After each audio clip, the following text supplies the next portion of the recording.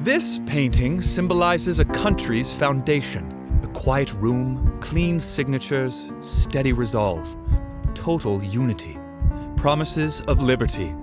This is the signing of the United States Constitution. But from where I stood, promises were already being broken, and a debt was owed.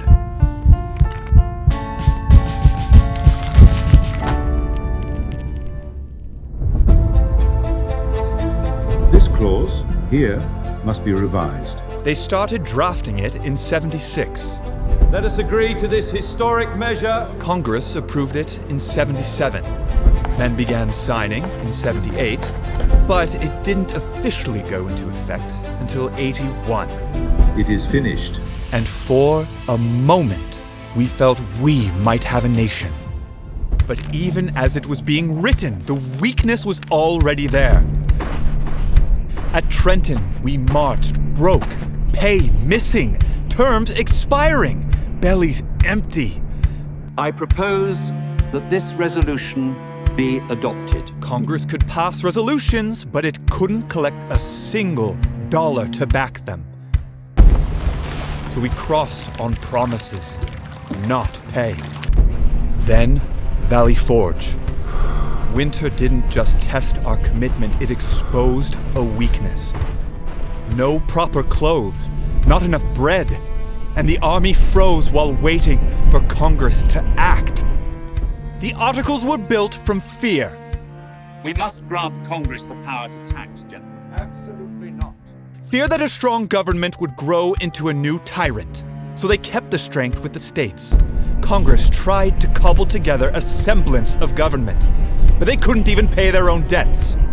We'd beaten Britain at Yorktown, yet still we shivered like we'd lost. The fighting ceased, the bill came due. Congress pleaded, states hesitated. Payment isn't coming. We've been called to confer in private. And the army, my men, who bled for freedom, discovered that gratitude alone doesn't feed your family. Washington didn't write the articles, but he lived with their consequences. Gentlemen, the decisions we make now will determine our future.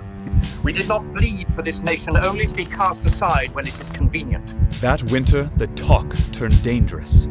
If Congress wouldn't act, maybe the army must. We'd collect the debts by force.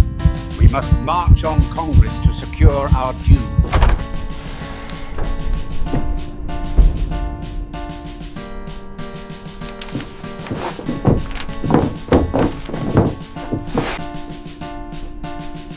An attempt has been made to convene you together. How inconsistent with the rules of propriety. How unmilitary. I expected him to punish us, charge us with treason. Instead, he spoke with the steady resolve of a man who had seen and overcome greater hardships. Gentlemen, you will permit me to put on my spectacles. For I have not only grown gray, but almost blind in the service of my country.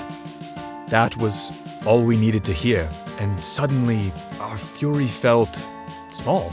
And then he did the unthinkable, what victorious commanders almost never do. Having now finished the work assigned me, I retire from the great theater of action. He humbly handed back power. He retired at the end of the war to return to his farm. In that moment, I realized an army could seize anything except legitimacy. We'd beaten a tyrant. Now we had to decide what or who could replace him without becoming him. Because the next fight wasn't on a battlefield. It was over the kind of country we'd become.